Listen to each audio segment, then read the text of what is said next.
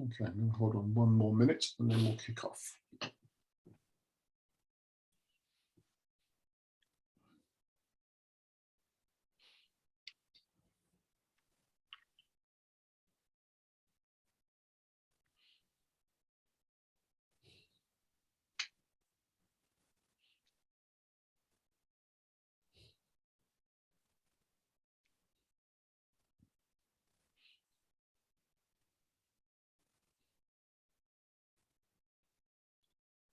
Right, thanks, Patrick. I think people are beginning to, or quite a lot of people have resumed, and some of them were video muted anyway. So the ones that are video muted, I haven't got a clue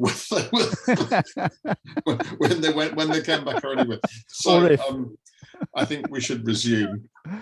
So okay. Thank you to Patrick for coming and speaking to us about the grammar of systems. Okay, so I thought I'd start with the picture that adorns the cover of the book. So this is slightly unashamedly a plug for the book, but it's really about the subject thereof. A couple of people asked me about the cover and some, what's that about then? And really, apart from the fact that it adorns the wall of my study, it kind of describes really what the book's about. So you've got a figure who's either, depending on whether he's facing forwards or backwards, you can actually see what's going on inside his head. And what's inside is a reflection of what's outside. So what's outside is two dimensions really. So one is to do, the blue is a depiction of heaven, so that's order, and below is chaos. It's only coincidentally slightly close to the Ukrainian flag, but there you go. And what's inside the head of the figure is a reflection of that polarity, and also a set of patterns of thought inside the head. So in a sense, that's kind of what the whole thing's about. This is the book compared to Mike Jackson's book, so it's only a wee thing, but there's actually a hell of a lot in it to try and get through in this time. So this is a sort of a kind of high-level view of some of the key points. Really, there's too many things in it, individual things in it, to go into it in sort of great detail. So that's my excuse. I'll try and flirt through it in reasonable time. I would do if I could get there we go. So in a sense, it's looking in two directions. It's that kind of Janus thing. So on the one hand, part of it's about looking at the nature of systems and what's involved in that. And then in a way that's relatively common, although the way I'm looking at it is relatively unusual, I think. But the other bit rarely gets talked about, which is that what goes on inside the head. So what's the nature, what's actually going on when systems thinkers do systems thinking? What's the thinking process, and what's different about that? And the book kind of falls into two parts based on that. So you've got the grammar, which is 33 laws and principles, which is the bit I'm going to talk about first. And then you've got a bit which I kind of jokingly call the grimoire, which is a personal notebook about 9 patterns of thinking that I think of as what's going on when systems thinkers do systems thinking. That's what those are the patterns of thinking that I use to check whether I am thinking systemically, and that I use to think about whether other people are as well. So it's those two things, the internal mental dialogue, if you like, and the view of external reality and the systemicity of that. So they talk about the external stuff first, the laws and principles. So most of those have been, if not discarded, at least forgotten by most people in the systems community, I think. So rarely talked about. All of those 33 come out of systems thinking. So it hasn't got some things in that are in other lists, like Pareto principle and stuff like that, because that that didn't come out of systems. All of these did. All of them are embedded in systems practice, so they're built into. I would say the methodologies are really built up from these. They're the kind of, if you like, the grammar. They are the basic chunks from which systems methodologies are constructed. They broadly, this was the surprising thing for me in a sense, they broadly fall into three families. There's not a tight, hermetically sealed thing, but that's kind of how they naturally group. They are really the sort of formal expression of the thinking pattern. So that internal, how do we think systemically? The laws and principles are the formalization of that.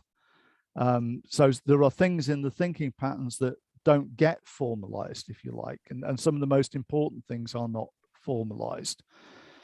So this is kind of the set of things that are and can be formalized, if you take my meaning. Relatively controversial, I think. So I have absolutely no doubt that people will argue about, well, why isn't this in and why is that in and where did that come from and all that sort of stuff, which is good. Controversy is no bad thing. I have an immense respect for Mike Jackson, but here I disagree with him on lots and lots of things, and this is one of them. So he thinks sort of laws and principles of this sort are not terribly useful. I think they're immensely useful and practical and usable, easy to use. So I think there's huge value in them. I personally find huge value in them. Not least for developing new areas of practice. So if you think about all the methodologies that we know, of which there are quite a lot in systems, most of those have been developed to address particular types of problem. If you're trying to develop something for a problem that has not been tackled or does not naturally fall to one of the existing methodologies, then these are a really, really, really good place to start, to start to do that. This was the weirdest thing in a way, that together they form a totally coherent and clear structure of how the world works, or aspects of the world work. So I first came across the odd one or two of these and gradually pieced them together. It was only when I sort of stuck them into a whole that you start to see, if you like, not just the families, but the relationship between those. So that was quite unexpected for me. So I'm just going to go through a few of those things. So this is about the relationship of them to methodologies. So standard methodology that we all know and love, system dynamics. And really that's built up from a subset of these laws and principles. So first circular causality principle, positive feedback drives change in exponentials. The second circular causality principle, negative feedback drives stability. Homeostasis principle, that systems manage themselves through negative feedback to stay within the bounds of the parameters at which they can stay healthy and stable. Law of reciprocity of connection, so that thing about, you don't, in system dynamics, you don't look for a single linear relationship, you look for loops primarily. You expect a loop there. Relaxation time principle, so the MIT beer game, which some of you will know of, is built around really how long it takes a system to relax after it's had a shock. Feedback dominance theorem, the thing does what it does based on the structure of feedback loops, and positive feedback tends to lead to a criticality when it hits the buffers. Conant-Ashby theory, you've got to have a model of the thing to actually be able to manage it at all. And overall, dynamic systems create emergence. So you've got a subset of those laws and principles that really form the bedrock of system dynamics, and we could say similar things with different subset of the laws for soft systems and viable system modeling, yada yada yada. You kind of get the picture.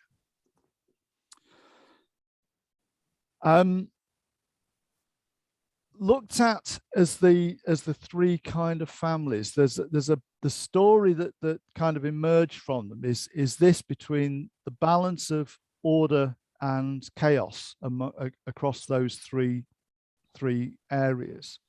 So around structural complexity, dynamic complexity, and perspective. So those are the three families, and for each of those there are principles that speak to order and principles that speak to chaos, and some that speak to how you transition from order to chaos or chaos to order. So at the order end of this, we've got the law of calling from Spencer Brown around perspectives and, actually recognizing a system, homeostasis in dynamics, and the viability principle in structural complexity. And at the scary end of it, complexity and stability principle, self-organized criticality, and the darkness principle.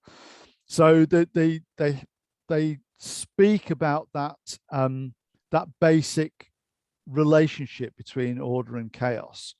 And this is not a new story. So you go back to the 5th century BC, and both at the same time, Confucius in China is talking about this, and that gets enshrined in Chinese philosophy, in yin yang and the I Ching and so on. And in Greece, this quote, which I love from Heraclitus, the real world consists of a balanced adjustments of opposing tendencies. Between the strife between opposites, there is a hidden harmony of attunement, which is the world. So in one sense, what I'm talking about here is in no way new at all. I think the thing that these laws and principles bring to this is a degree, and it is only a degree, of rigor. So I'd kind of worn off the kind of physics envy of we've got a physics of systems here. It ain't that tight, but it is tighter than probably doing the I Ching, if that makes sense, or just waving your arms in the air, which a lot of people do. Tempting to put those three families into sort of hermetically sealed containers, but they aren't. They don't work like that. So I'm taken to using this triquetra model because each flows into the other.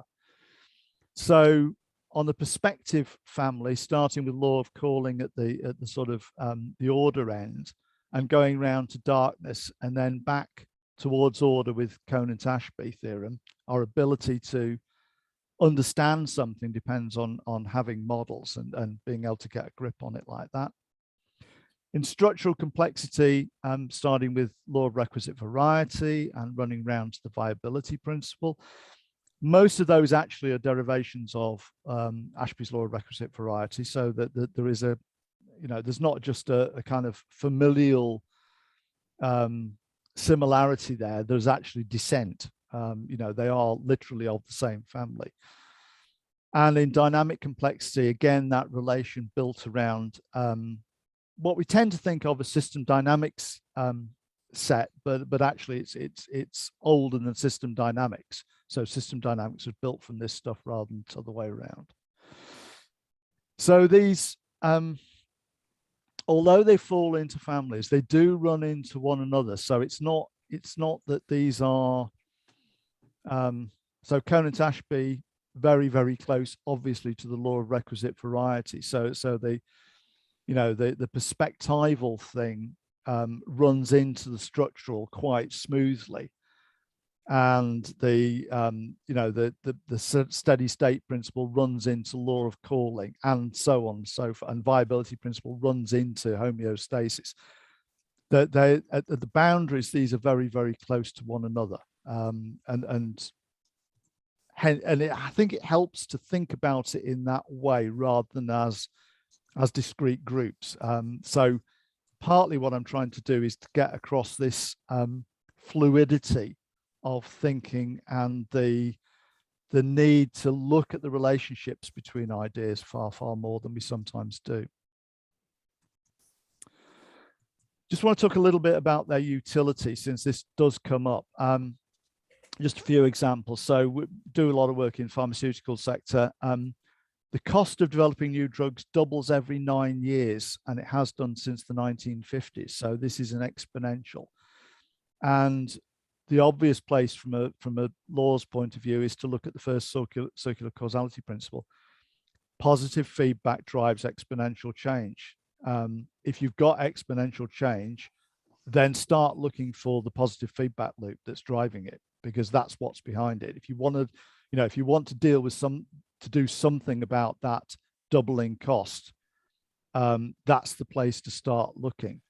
That's the most likely candidate. So now the pharmaceutical industry is 1% as efficient as it was before any of us were born, which is kind of a scary thought, really. Doing some work at the moment on scaling agile, along with Mike Burrows and who some of you may know, and Steve Morledge from Beyond Budgeting. And scaling agile, thinking about that in these terms, you kind of go straight to the viability principle. So a system's viability depends on balancing autonomy with cohesion and stability with change over time. So why scale agile? Well, organizations want agile in software development so that they can match the rate of change of their environment. This is about speed of change primarily. And to do that, they massively increase the autonomy of software teams. So you've absolutely stretched the viability principle to breaking point when you do agile at scale, because you've got one level of the organization that is maxed out on rate of change and on autonomy relative to the rest of the organization. So the tensions this creates are kind of front and central in the problem. And this is immediately apparent as soon as you apply the viability principle to the problem.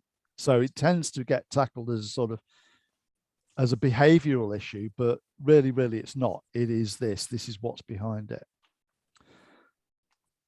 Old one, 70% plus of change projects fail. And the vast majority of change methodologies focus on doing the change. They don't focus on the stability that is inherent in the system that is stopping the thing from changing. And there's a whole set of approaches that are available, which are to do with decommissioning homeostasis and negative feedback loops that keep the system stable and prevent it from changing. That's how they work. So instead of essentially trying to poke water uphill with a pointy stick, which is what most change approaches do, you could try looking instead at the opposite, which is where these take you towards, before we try and change it, let's reduce the ability of the thing to stabilize itself and prevent change. They give you answers in ways that are not obvious to non-systems approaches, really. I first used these with a bunch of MBA students, actually, just after the financial crash of 2008, and they were not versed in systems, but they were versed in finance and economics and stuff. And I chucked them a handful of systems laws and said, go away and play with these and come back in half an hour and tell us what you found about, what do these tell you about the financial crash? And this is broadly what they came back with. So first circular causality principle, positive feedback. Banks, when you invest 100 quid in the bank, or you put 100 quid in your bank account, that doesn't mean the bank can lend out £100. It means the bank can lend out £1,000, some of which will come back as deposits to the bank, which means it can lend more. You've got a massively geared positive feedback loop for growth in the economy. Positive feedback loops run until they hit the buffers. Where they hit the buffers here is generally in confidence. Adam's third law. A system that is optimized for risk of each component will be a high risk system. So in this case, the risk of every financial product was known and dealt with. And mostly it was dealt with by shifting the risk inherent in the product out of the product and into the system above level, which nobody was looking at. So nobody had done the risks of interdependence of financial products. So you got a situation where all the risk was being migrated to somewhere where it was totally invisible and nobody was watching it. Nobody was watching it. There we go. Conant-Ashby theorem. Every good regulator of a system must be a model of the system. The regulators did not have a model that covered this. Their models didn't cover dynamics and their models didn't cover interdependencies, and they still don't. So I remember seeing a guy who was a major venture capitalist at the time, who spent the year before the crash going around all the regulators and the Treasury and the Bank of England, trying to get them to look at this. And he said that none of them actually understood the system they were trying to regulate. They simply didn't have a model that would cope. Redundancy of potential command principle, McCulloch's. So in any complex decision network, the ability to act effectively depends on an adequate concatenation of information. We got massive information asymmetries in this situation, which privileged some players and disadvantaged others. And well, we know what happens as a result. The ones who have access to information take advantage of it. Why wouldn't you? And the ones who don't can't. Post-crash, feedback dominance theorem. So the government started to refloat the system based on the same set of feedback loops. If it's got the same set of feedback loops, it doesn't matter whether it's got a lot of cache in to start with or not, it will run to the same endpoint. And the same endpoint is it'll crash again, because that's the way it's designed to work. That's the positive feedback loop that's built into the feedback system. So it will. And relaxation time principle. We don't know what the relaxation time of an economy is. At the moment, ours is being hit by shocks. You know, we've had pandemic and then the war and blah, blah, blah. It's being hit by shocks faster than it could possibly recover. Interesting times. So all of these kind of give you a really, really quick and easy way to look at different ways to intervene. This is, you know, a big hairy system, and these give you access into different aspects of system failure. And it's not that hard to go from each of these to, well, we could improve that by, you know, it's really, really, really quick to do that. So that's the external facing bit, and now the internal bit. What's going on in the head of a systems thinker, or in the head of this systems thinker, anyway. So this is partly the result of long reflection, lots and lots of reflective practice, and then checking that against, you know, all the systems or the old systems literature, to see whether this is just, you know, Patrick's weird and thinks like this, or actually if other people are weird and think like this too. So those are the 9 different patterns of thinking that I see as being critical in systems thinking. Thinking about emergence, thinking holistically, modeling. So, you know, we understand the world through models, and we are explicit with ourselves what models we are using rather than just taking them for granted.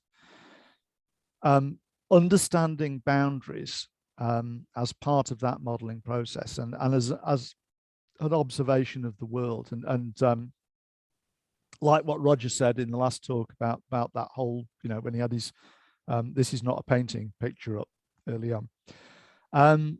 Differences, so the differences that make a difference. The world is made up of differences, but which ones matter? Relating fundamentally or primarily thinking about relations rather than the things that the relating is between. Loops and dynamics of loops. So one of the big things that systems brought to the party really was the idea and the practice of non-linear structures and how those work. And in a way that goes back to, back to sort of James Clerk Maxwell and his work on governors, but this is a much more less physicsy, if you like, way of thinking about that. Complexity, we absolutely have to be thinking seriously about the complexity as the stuff of systems and properly getting to grips with that, rather than just sort of waving our arms in the air and saying, oh, it's complex, And always dealing with the uncertainty of this, because there is uncertainty about the reality and there is uncertainty about our thinking. And the natural, I mean, there's a Voltaire quote that I use in the book, certainty is, what is it? Uncertainty is an uncomfortable position, but certainty is a ridiculous one. Uncertainty is really our friend in this. It's once you can sensitize yourself to it, it is one of the best navigational tools for, am I sort of in the right place with this? So it's not just those 9, it is how those combine together that I think makes up systems thinking, how those are braided into one another. And it is different. So you can be a systems practitioner without being a systems thinker, really. If you use a methodology, then whoopie-doop, you're a systems practitioner. But being a systems thinker requires you to actually think in a different way. And I think thinking about, that second order cybernetics thing of thinking about how you're doing your thinking and thinking systemically about how you are thinking about systems is what I'm trying to get a handle on here, really. Each of these 9 is a pattern of thinking in its own right, which means it is a different form. We haven't got Jan de Witsch here, who uses the work of, what's his name? Is it Otto Scharmer or the other one? Anyway, on thought forms. I didn't want to pinch the term thought forms because they've kind of pocketed that, but it is a different structure, a different pattern, a different sequence of thinking. And each has a bundle of techniques that you can learn and practice. So this is all stuff that can be learned. It's it's not necessarily innate, although obviously it kind of helps. So in terms of the patterning, I just want to run through one because I haven't got time to do them all. So which is the one around holism, because this is quite sort of representative, I think. So you start with the system, and if you think about that in terms of reductionism or analysis, then the 3 steps of that are: you take the system that you're interested in, you decompose it into its elements, you understand the properties of those elements, and then you, third step, build an understanding of those elements up into an understanding of the system, and that's job done. So that's the reductionist. That's the sequence of analysis in the reductionist paradigm. And the belief is that if you understand the parts, you understand the whole. Whoopie-doo. Holistically, you do something completely different, which is you say, if I'm interested in this system, of what is this a part? So what is this? What does this belong to? So you go up a level. And from there, you say, right, and therefore, from that perspective, what are the parts of this system? You understand the system that you're interested in as a part of something larger, and then understand its parts in relation to the role that it plays in the larger system. So completely different sequence, really.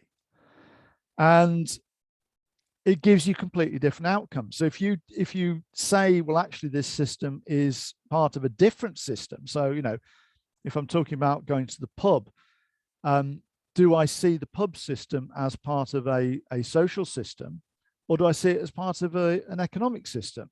Because the components of the pub system will be completely different in those two cases. So the of what it's a part gives you a completely different answer, or can give you a completely different answer. Find with a lot of people who are reductionist in habit, that refusal to believe that there could be any difference is really, really common, and denial that there would be any difference from doing it in this way is really, really common. And, you know, some of the self-proclaimed systems thinkers who are extremely vocal are, you know, absolutely reductionist in their approach. And you can see this. It's, you know, once you look for it, you can see the sequence of their thinking and the sequence of their talking. So it's really, really obvious. The ability of people to go up versus down can vary massively. I mean, the biggest I've seen is a 50-to-1 ratio. So a group that went down 50 times as fast as they could climb. And of course, if you can't do both, you know, a systems thinker, you need to be able to go down, you need to be able to go up, you need to be able to do both at will. If you can't do that, then basically you're not in control of your own thinking. It just goes where it goes. To do this well, you kind of need precision. You need to know when you're supposed to be going up, when you're supposed to be going down, and why. And you need to be in control of yourself. So you know, practice is required for that. But you can observe it. You can observe it in others. You can observe it in yourself, and you can learn to do it. It's not that hard. It just is. You know, believe there's a difference and practice it. You know. To some extent, this is, you know, we have some aids in this. So systems methodologies have this built in. So the do X by means of Y for purpose Z in SSM is this sequence. Traditionally in VSM, you do a 3-level analysis: the system you're interested in, the system of which it's a part, and the subsystems. So this is kind of built into a lot of methodology. People practice that without knowing it, why they're doing it. So, you know, actually doing the thinking as well as the practice is kind of helpful, I think. Each of these 9 patterns has different facets. So I'm going to take the dynamics and loops one just as an example, because it's tidy. So when you're thinking about loops, the first thing is reciprocity. So what comes back? If something's, you know, if you've got one leg of a loop, something's going out, what comes back? The huge thing that has shifted in, I don't know, probably the last 50 years, something like that, is in the world, is that the world has changed. So we used to be able to act in the world in a linear way. You used to be able to project out, and it probably wasn't going to come back to you. Now it almost always does. So, you know, Britain has fought 4 wars in Afghanistan.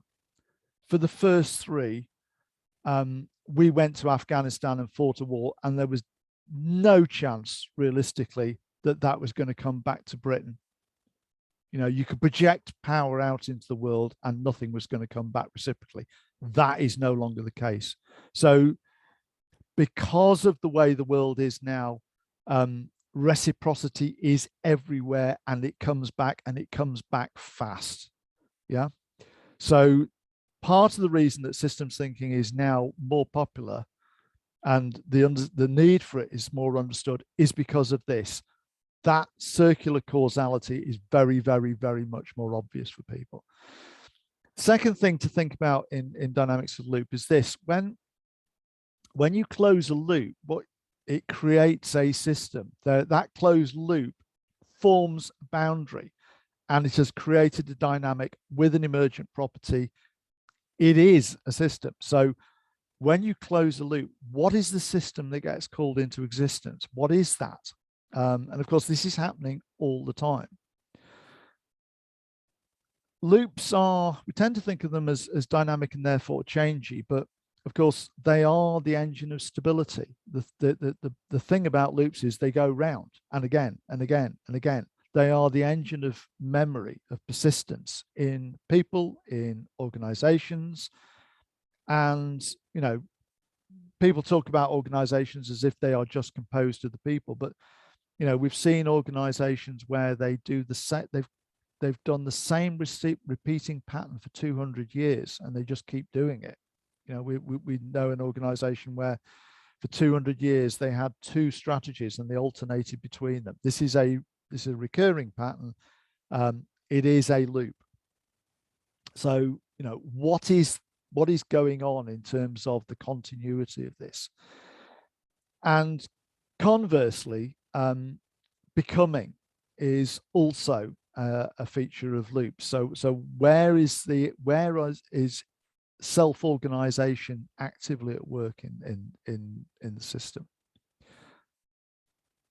And the dynamics of change and the loops of that, where is that in the system? So wherever you're dealing with this, there are multiple ways in which it is helpful to think about that. And as per the knot on the fancy knot on the left-hand side, which for those of you interested is a star knot, that's the first stage of it. There's like 8 stages to doing one of those. But you're interested really in how these, it's not just we've got these 5 different ways of thinking about loops, it's how do they relate to one another, because they generally do. So each of these affects all of the others. Some of these are relatively straightforward, and I mean, for example, the holism one, I think is, as long as you're actually prepared to give it a go. Some of them I think are really quite slippery, and this I think is the relating is the hardest in some ways. So for this, the primary focus is on relating rather than the things the relationship is between. So we tend to have a very things-based worldview. So if people think about relating, then they think first about the things that the relationship is between, and then about the relationship. From a systems point of view, really the primary focus is on the relating, not on the things. We don't even have a good language for this. So we talk about relationship, which is a noun, as a substitute for talking about relating, which is an adjective. Actually, this goes back to some of Jane's stuff on that she was talking about in the last talk. You know, so activity is always verbed, which goes back to the work on POS-D that Jane used to do.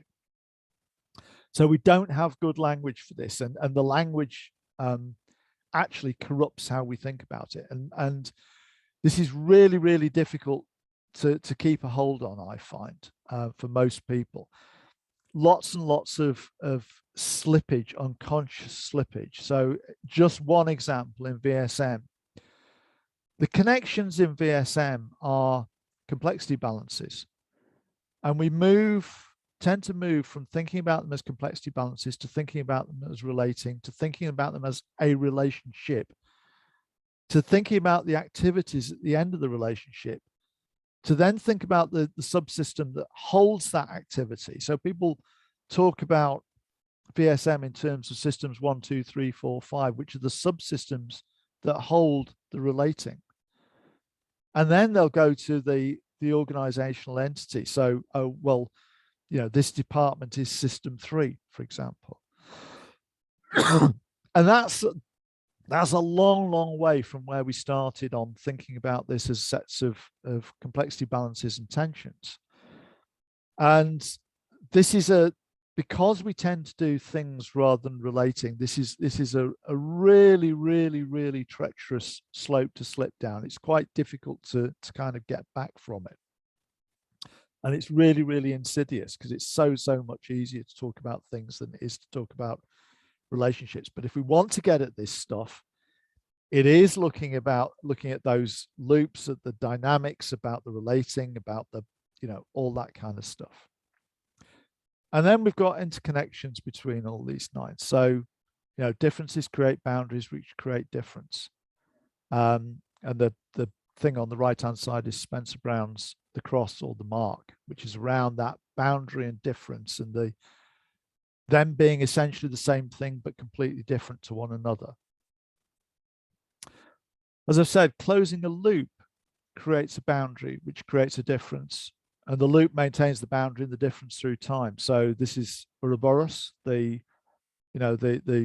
dragon or the serpent, which is a symbol of chaos, biting its own tail, which is an ancient symbol for that move from chaos to order. And it is the creation of in Ouroboros terms, the creation of the world. As that happens, it creates a boundary within which the system exists. And these different ideas, these different ways of thinking fold onto one another. Systems have emergent properties by definition, and a system is a changing pattern of relationships that is stable enough for long enough for us to recognize, to model the pattern of relationships and the pattern of emergence. So you can't think about relationships without thinking about emergence, without thinking about the modeling. These all fold over one another. Emergence creates difference relative to the boundary. So if you are inside the boundary of a system, if you're within an organization, you are affected by one of the things emergence does. It affects all the elements that are inside the system. So we tend to think of emergence as something that sits above the components, the elements of the system, but it also affects them. So within the system, they are subject to it. And if from a perspective point of view, if you are inside, you have a subjective, by definition, you have a subjective view of the system that you're looking at. If you go outside, you have an objective view, technically. You are sitting and looking at it as if it were an object. You are no longer subject to it in the same way.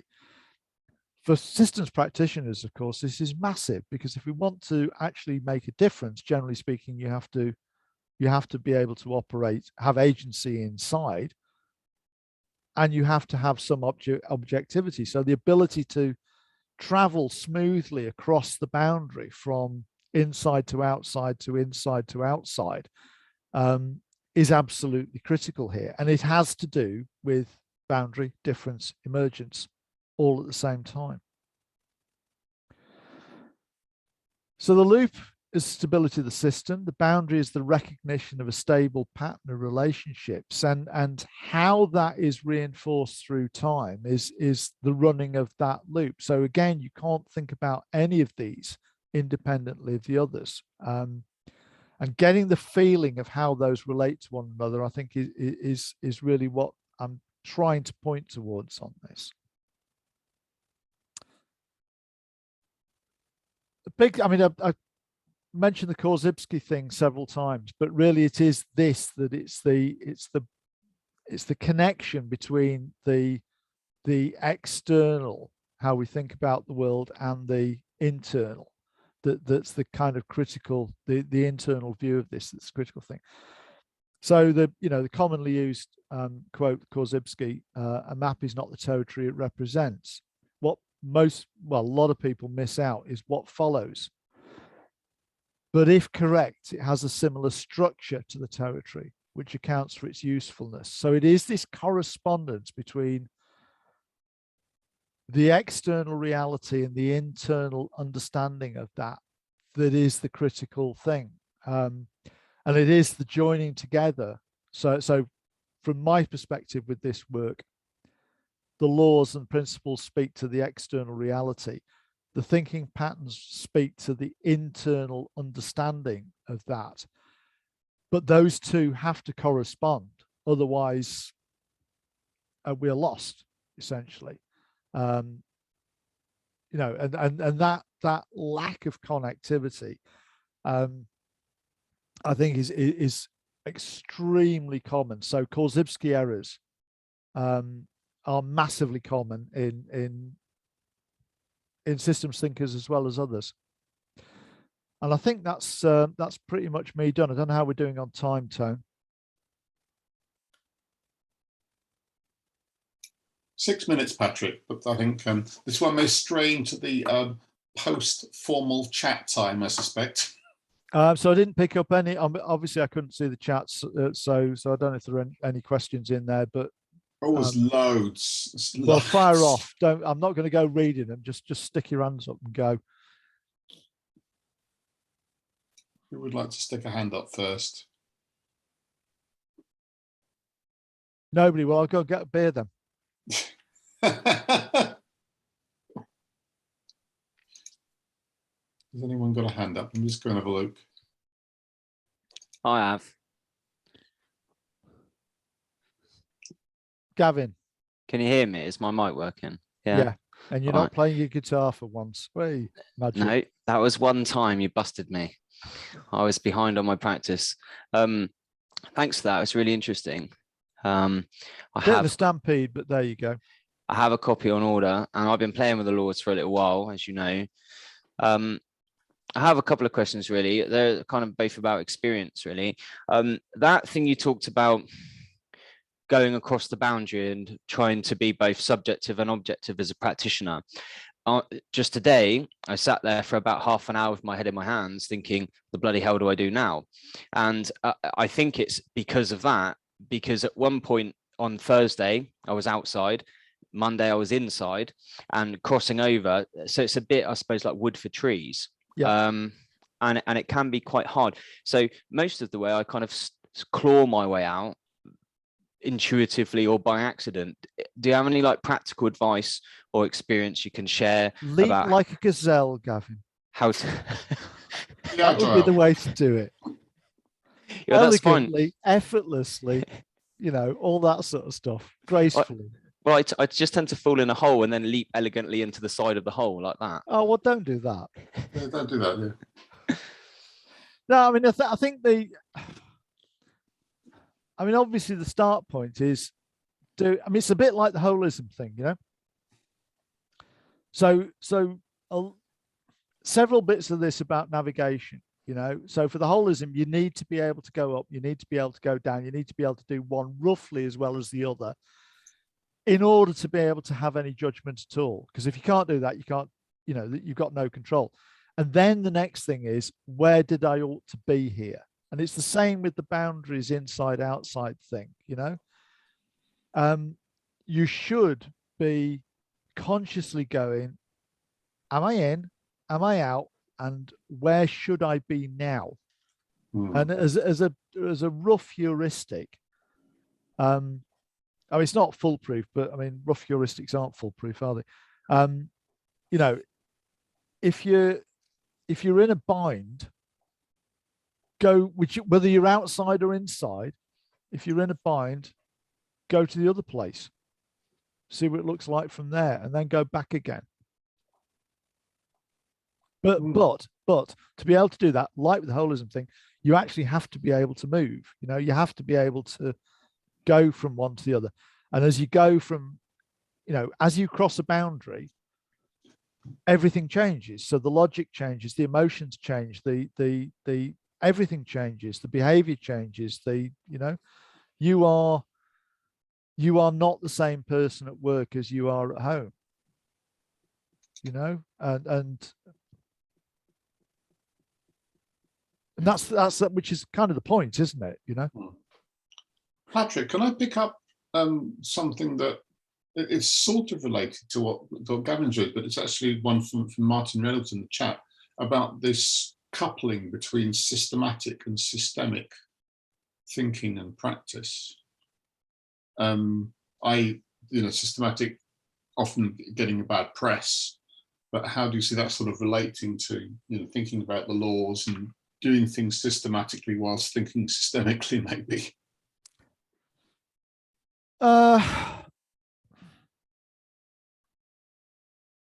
It's an interesting question. I mean, to be honest, I kind of don't. So if I'm doing something systematic, which obviously, you know, I do,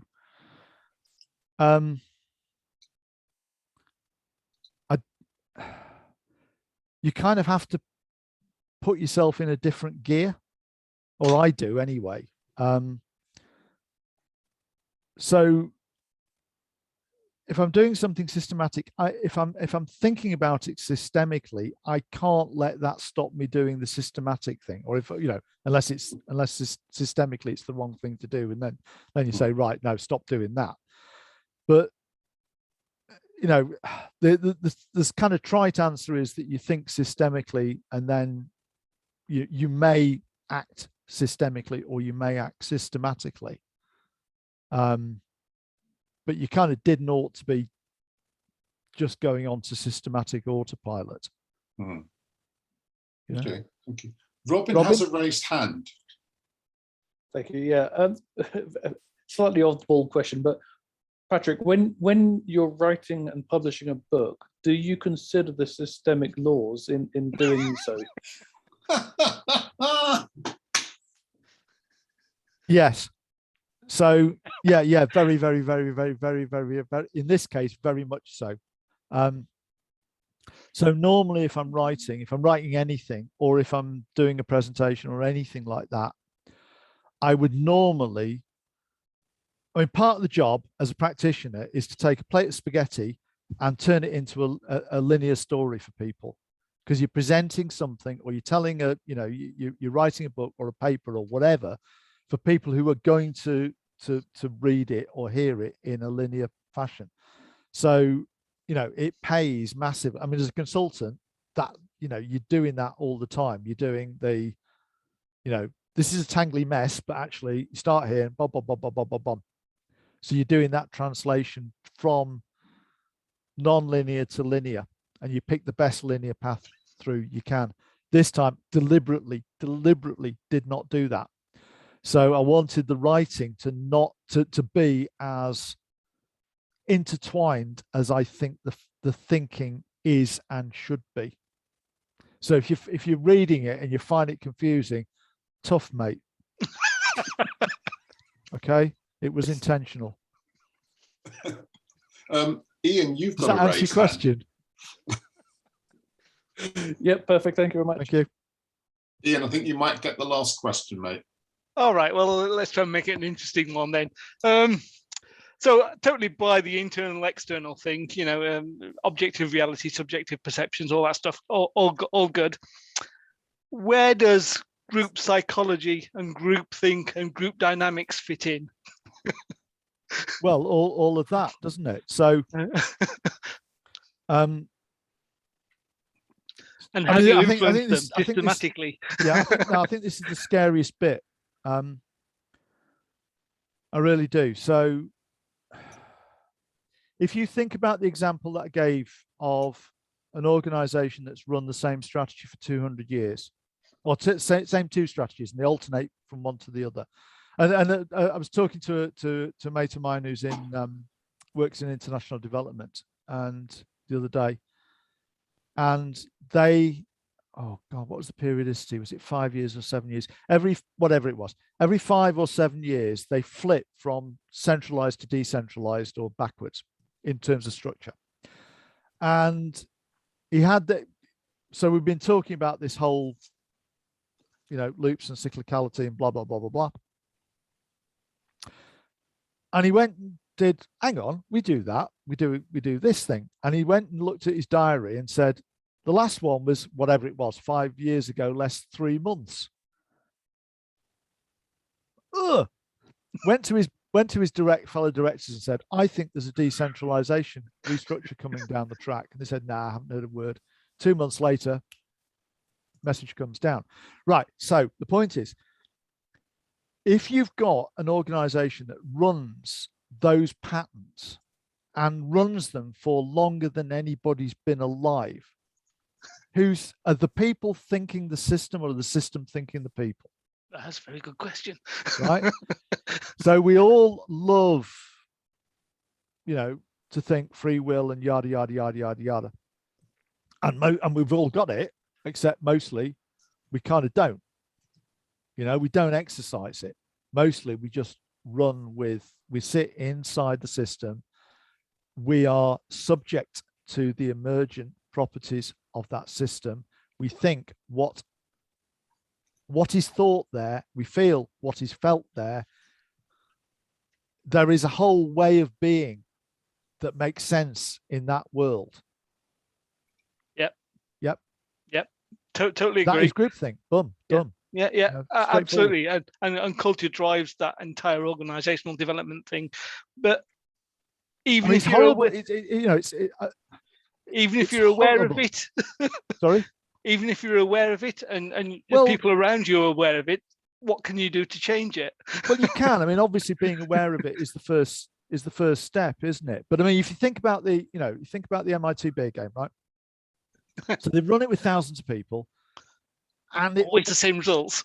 They're always trapped, right? So they know, if you've got any nous about you know how the thing works, and you're still trapped in the damn thing, So, and even if you tell people the answers at the start, but I mean, the thing is, if you want to break out of that, one, you've got to be aware, right? You've got to be aware that you are trapped and therefore need to break out of it. And two, you've got to do what we've just talked about with Gavin. You've got to be able to step outside the boundary and look at it and go, what the, Yeah.